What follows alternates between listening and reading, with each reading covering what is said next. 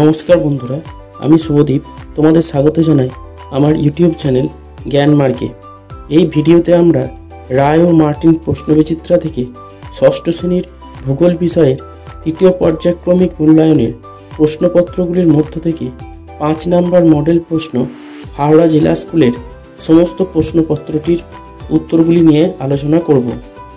তোমরা ভিডিওটা দেখে উপকৃত হলে একটি লাইক করবে, শেয়ার করবে, কমেন্ট করবে এবং নতুন হলে চ্যানেলটিকে সাবস্ক্রাইব করে নেবে। তাহলে চলো শুরু করা যাক। একের বলেছে, ভারতের রেখা মানচিত্রে নিম্নলিখিত বিষয়গুলি উপযুক্ত প্রতীক চিহ্ন সহ বসাও। একের 1 বলেছে পশ্চিমঘাট পর্বতমালা। তোমরা ভারতের মানচিত্রে দেখতে পাচ্ছ দক্ষিণ ভারতের পশ্চিম দিক করে যে গাঢ় বাদামি বর্ণের রেখা দিয়ে দেখানো হয়েছে সেটা হলো পশ্চিমঘাট পর্বতমালা। 2 বলেছে গঙ্গা নদী। তোমরা মধ্য ভারতে দেখো যে রেখা দিয়ে দেখানো হয়েছে নীল রঙের, এটা হলো গঙ্গা নদী। 3 নম্বর বলেছে চিল্কা হ্রদ। এটা দেখো ভারতের পূর্ব উপকূলের ওড়িশা রাজ্যে যে খাঁজের মতো অংশটি নীল রং করে দেওয়া আছে সেটা হলো চিল্কা হ্রদ। 4 বলেছে আন্দামান নিকোবর দ্বীপপুঞ্জ।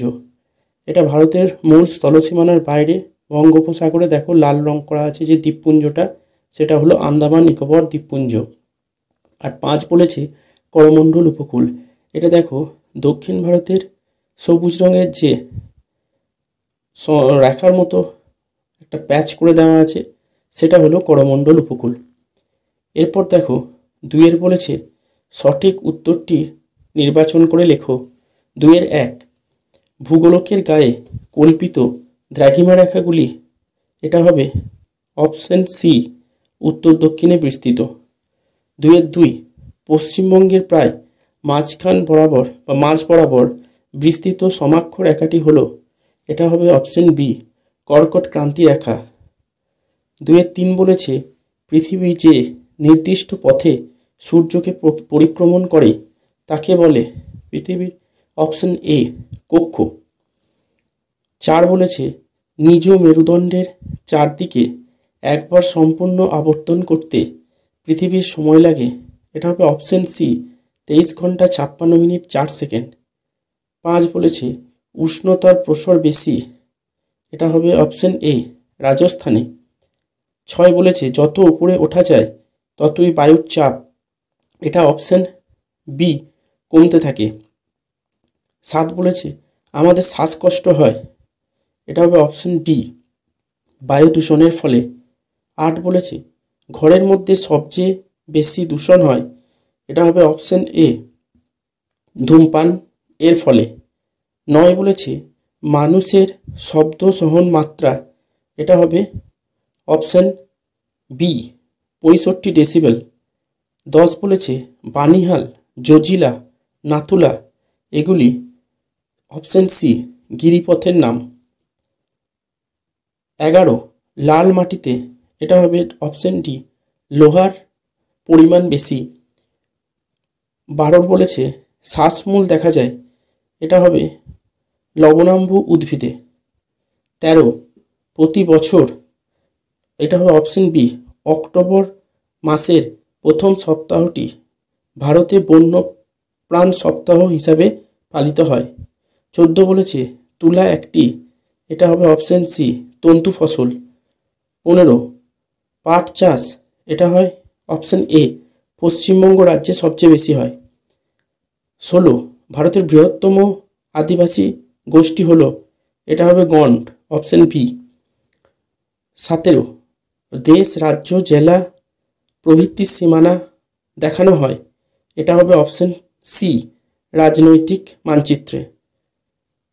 18 প্রথম মানচিত্র বইটির নামকরণ হয়েছিল গ্রিক দেবতা, এটা হবে অপশন এ, অ্যাটলাসের নাম অনুসারে। এরপর 3 বলেছে শূন্যস্থান পূরণ করো। 3-1 বলেছে পৃথিবীর ড্যাশে দাঁড়ালে তোমার সব দিকই দক্ষিণ দিক হবে, এটা হবে উত্তর মেরু, উত্তরটা হবে উত্তর মেরু।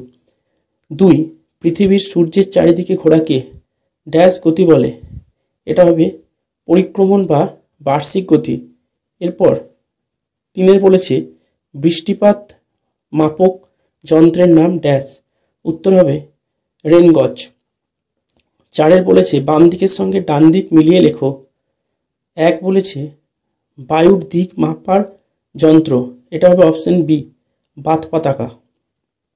2 বধিরতা রোগ সৃষ্টি হয়, এটা হবে অপশন সি বায়ু দূষণের ফলে।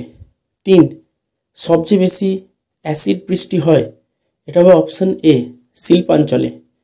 এরপর 5 বলেছে নিচের বিবৃতিগুলি শুদ্ধ না অশুদ্ধ লেখো। 5 1 বলেছে নেপালে অবস্থিত হিমালয়ের সর্বোচ্চ শৃঙ্গ হলো মাউন্ট এভারেস্ট, এটা শুদ্ধ। 2 মরু অঞ্চলের মাটিতে জৈব পদার্থ সবচেয়ে বেশি থাকে, এটা অশুদ্ধ। 3 কুইনাইন তৈরি হয় সিনকোনা গাছ থেকে, এটা শুদ্ধ। 6 বলেছে নিচের প্রশ্নগুলির এক কথায় উত্তর দাও। 6 1 একটি প্রধান পানীয় ফসলের নাম লেখো, এটা হবে উত্তরটা চা।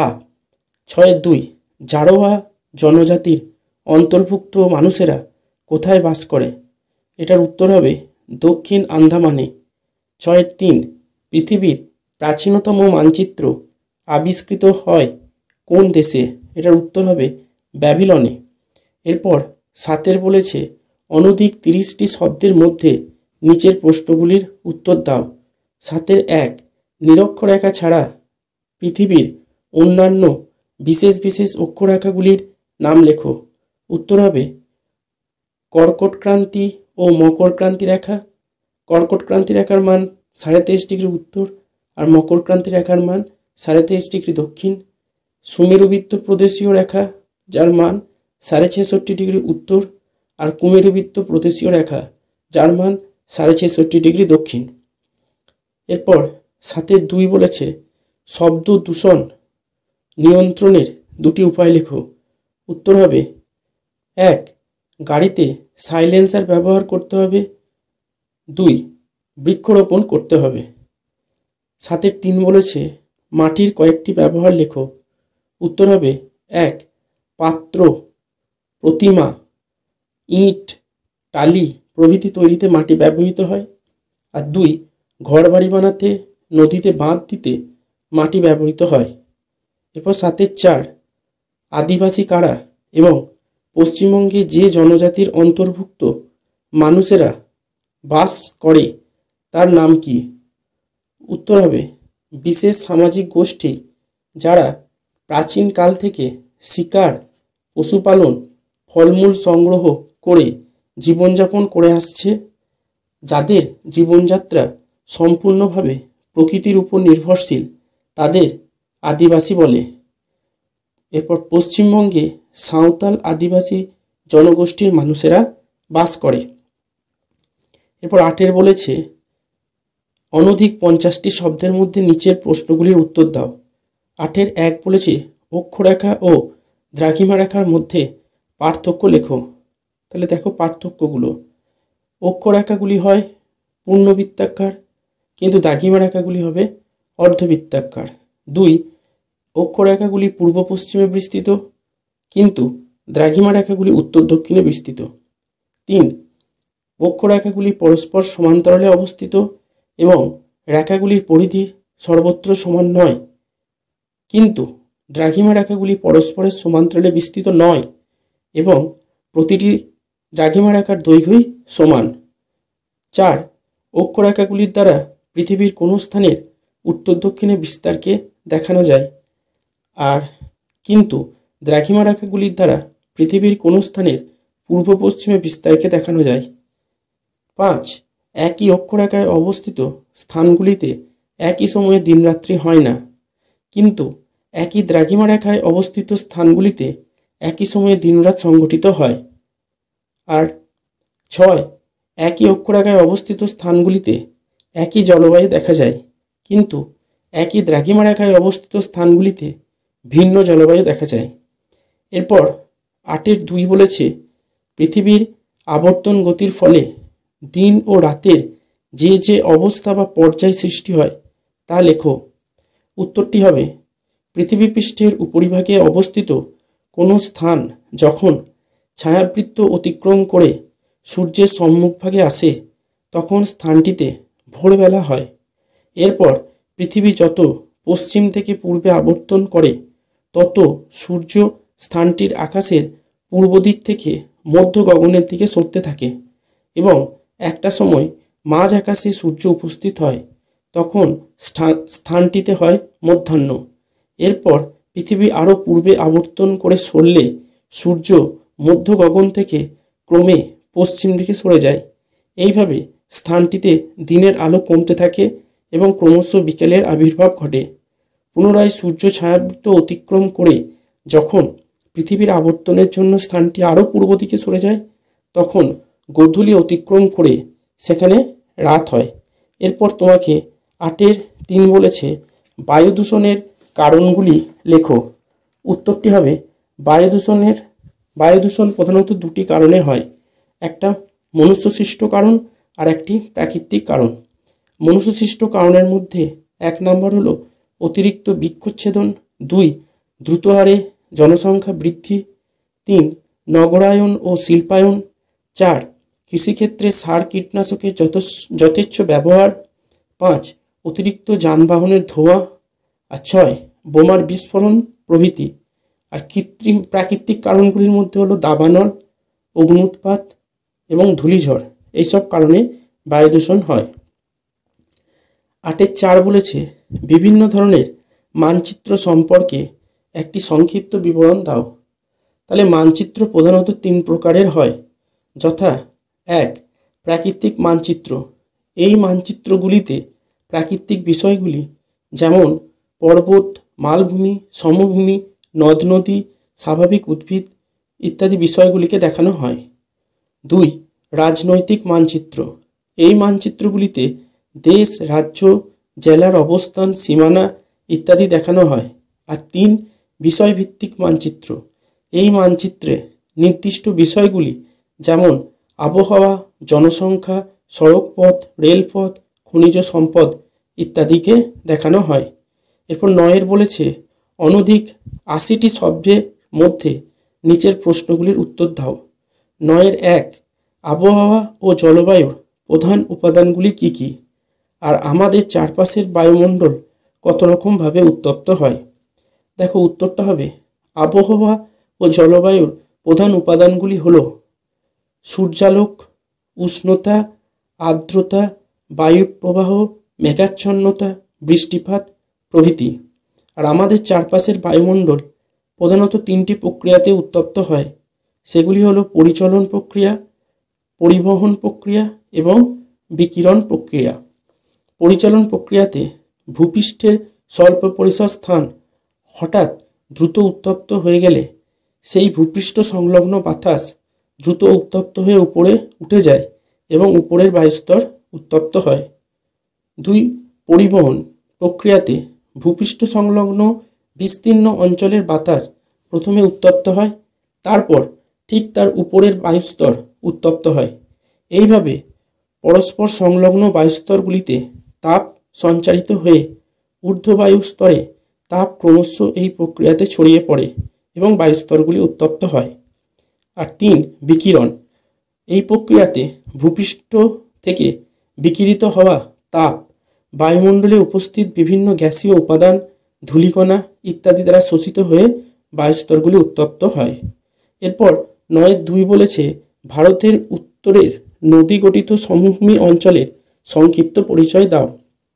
উত্তর হবে ভারতের উত্তরের নদী গঠিত সমভূমি অঞ্চল উত্তরে হিমালয় পার্বত্য অঞ্চল ও দক্ষিণে উপদ্বীপীয় মালভূমি অঞ্চলের মাঝে অবস্থিত। এই অঞ্চলটির গড় উচ্চতা 300 মিটার। ভারতের পাঞ্জাব, হরিয়ানা, উত্তরপ্রদেশ, বিহার, পশ্চিমবঙ্গ ও আসাম রাজ্যে এই সমভূমি অবস্থিত। সিন্ধু, গঙ্গা, ব্রহ্মপুত্র হল এই সমভূমি অঞ্চলের 3টি প্রধান নদী। এই নদীগুলি হিমালয়ের পার্বত্য অঞ্চল থেকে নুড়ি, কাঁকর, পলি প্রভৃতি বয়ে এনে এই সমভূমির সৃষ্টি করেছে। এই সমভূমি অঞ্চলের মাটি খুব উর্বর, তাই চাষবাস খুব ভালো হয়। সমতল ভূমিতে পরিবহন, শিল্প কলকারখানা স্থাপনের সুবিধা হওয়াতে প্রচুর জনসংখ্যা এই সমভূমিতে বসবাস করে। এরপর 9.3 বলেছে ভারতের ধান ও চা চাষের অনুকূল পরিবেশ বর্ণনা দাও। প্রথমে দেখো ধান চাষের অনুকূল পরিবেশ, এর মধ্যে থাকবে 1 উষ্ণতা। ধান চাষের জন্য গড় উষ্ণতা দরকার 23 থেকে 32 ডিগ্রি সেলসিয়াস। 2 বৃষ্টিপাত, এই চাষের জন্য গড় বার্ষিক 150 থেকে 300 সেমির মতো বৃষ্টির প্রয়োজন। 3 মৃত্তিকা, ধান চাষের জন্য পলিযুক্ত দোআঁশ মাটি, এঁটেল মাটি প্রয়োজন। আর ভূপ্রকৃতি, ধান চাষের জন্য নিচু জমি প্রয়োজন যাতে জল জমে থাকতে পারে। এরপর চা চাষের অনুকূল পরিবেশ হলো 1 উষ্ণতা। চা চাষের জন্য গড় উষ্ণতা দরকার 25 থেকে 30 ডিগ্রি সেন্টিগ্রেড। 2 বৃষ্টিপাত, চা চাষের জন্য গড় বার্ষিক 100 থেকে 150 সেমির মতো বৃষ্টিপাত প্রয়োজন। আর 3 মৃত্তিকা, উন্নত নিকাশি ব্যবস্থাযুক্ত নাইট্রোজেন ও পটাশ সমৃদ্ধ দোআঁশ মাটি চা চাষের জন্য প্রয়োজন। তাহলে এই মডেল পেপারের সমস্ত প্রশ্নের সমাধানগুলি আলোচনা করা হলো।